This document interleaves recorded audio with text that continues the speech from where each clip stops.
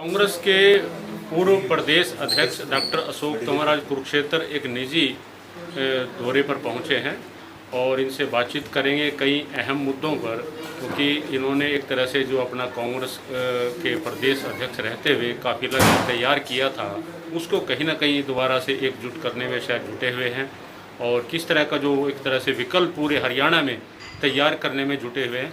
क्या कहेंगे डॉक्टर साहब, एक जो पूरा जो काफिला था तो उसको कहीं ना कहीं एकजुट करने के लिए वो तो आज भी तैयार है। टिकटू और बिकटू वो छोड़ दो तो सब साथियों की भावना वही है। कुछ मजबूरी में गए, किसी ने किसी का इलाज करना था, गर्दन की रोड मरोड़ निकालनी थी, तो बहुत से फैक्टर थे जिसकी वजह से जो हमारे संघर्ष के साथी 20-20 साल, सिंगला जी हमारे 20 साल से सहयोगी है, तो ऐसे साथियों को मजबूरी में विवश कर दिया लोगों ने। जो एक गुटबाजी को बढ़ावा देते थे, कुछ लोगों को आगे बढ़ाने का काम करते, तो उसकी वजह से स्थिति में वो आया, नहीं तो आज कांग्रेस की सरकार होती। तो मानते काफिला आपका जस का तस? बिल्कुल जस का तस भी नहीं है, उससे ज़्यादा तेजी के साथ बढ़ रहा है। सारे लोग, नए लोग जो कांग्रेस से परहेज करते थे, वो आज कहते हैं भाई आपने बढ़िया लड़ाई लड़ी थी और हम आपके साथ हैं, आप आगे बढ़ो, झंडा ठाओ, तो मैदान में आओ, हम आपका पूरा सहयोग करेंगे। आने वाले समय में प्रदेश में विकल्प के तौर पर कहीं ना कहीं देखा जाए? विकल्प तो जो है तैयार करना पड़ेगा। जब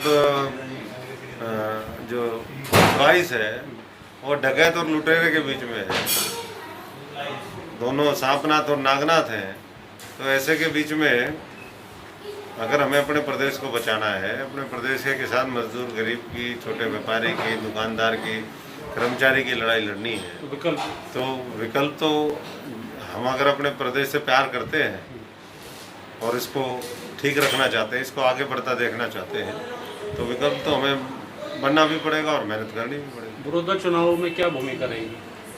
बड़ौदा की तो भूमिका साथियों के साथ मिलकर के तय करेंगे आगे की क्या होगी, लेकिन बड़ौदा में भी वही फैक्टर है कि लोग चाहते हैं बदलाव, लेकिन बदलाव के लिए ज़रूरी है कि आप टॉप जो है दो पार्टियों के बीच में चॉइस हो, लोगों को विकल्प के तौर पर दिखे। अभी तो बहुत जल्दी होगा, लेकिन अभी कोई राजनीति का समय भी नहीं है। कोरोना महामारी है, 7 लाख से ज़्यादा केस बढ़ रहे हैं। दिल्ली एनसीआर का जो इलाका है, जो हरियाणा जिसमें बड़ा क्षेत्र पड़ता है, वहाँ संक्रमण के केस लगातार बढ़ रहे हैं। सरकार कुछ कर नहीं पा रही, टेस्ट हो नहीं रहे हैं।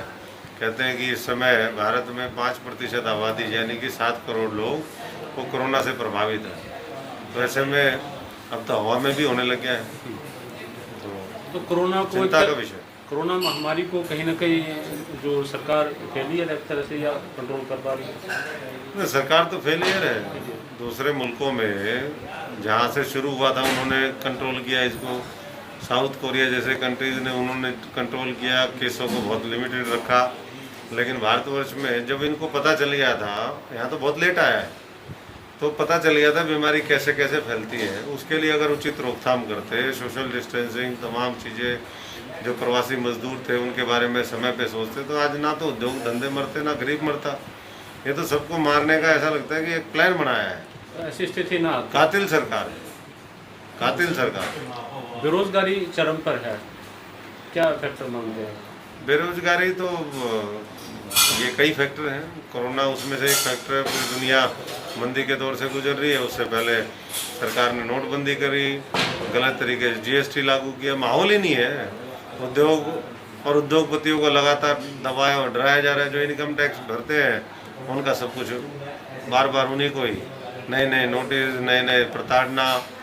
तो ये सारा जो है माहौल, वो हमारे जो सकल घरेलू उत्पाद है उसकी प्रतिशत जो बढ़नी चाहिए थी या जो बढ़ रही थी, उसको रोकने का इसने काम किया, तो उसका प्रतिकूल असर उद्योग धंधों पे भी पड़ेगा।